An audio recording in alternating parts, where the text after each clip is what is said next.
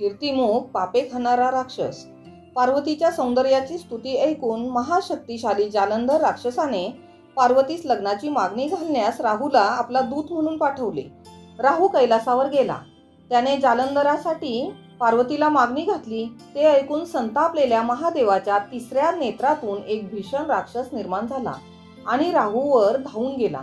त्या राक्षसाचे महाभयंकर रूप बघून राहू गर्भगळीत झाला आणि त्याने शिवाच्या पायांवर लोटांगणच घेतले।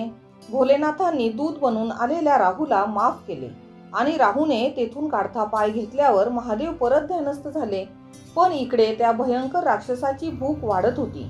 ते भोलेनाथांना विचारले की मी काय खाऊ? ध्यानात मग्न असलेल्या महादेवांनी सांगितले की खा स्वतःलाच।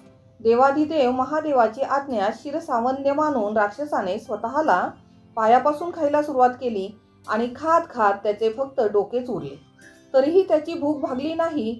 महादेवाचे ध्यान संपल्यावर त्यांना दिसले तर राक्षसाचे डोके। त्या राक्षसाच्या आज्ञापालनावर भोलेनाथ प्रचंड खुश झाले। त्यांनी त्या डोक्याला नाव दिले कीर्तिमुख। भूक असलेल्या त्या राक्षसाची भूक भागवण्याचा उपाय म्हणून देवाने त्याला येणाऱ्या जाणाऱ्या भाविकांचे पाप खाण्याचे काम दिले।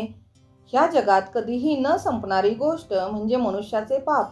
अमर्याद अशी भूक असलेल्या कीर्तिमुखाला देवाने काम दिले भक्तांची पाप खाण्याचे। पंढरपूरचा विठ्ठल असो, कोल्हापूरची अंबाबाई असो किंवा तुळजापूरची तुळजाभवानी, ह्या महाराष्ट्राच्या देवतांच्या मागे जी चांदीची महिरप किंवा कमान असते त्याकडे आपले फारसे लक्ष जात नाही।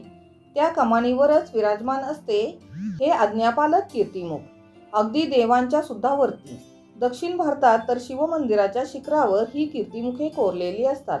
येणाऱ्या शिवभक्तांची पाप गिळत असतात। जे कोणी वाईट विचार मनात घेऊन देवळात येतात त्यांना हे कीर्तिमुख घाबरवून पळवून लावते। शिवाचा मनुष्याची पापे करण्याच्या क्षमतेवर पुरेपूर विश्वास, त्यामुळे कीर्तिमुखाला अजूनही अगदी पोट भरून खायला मिळत आहे।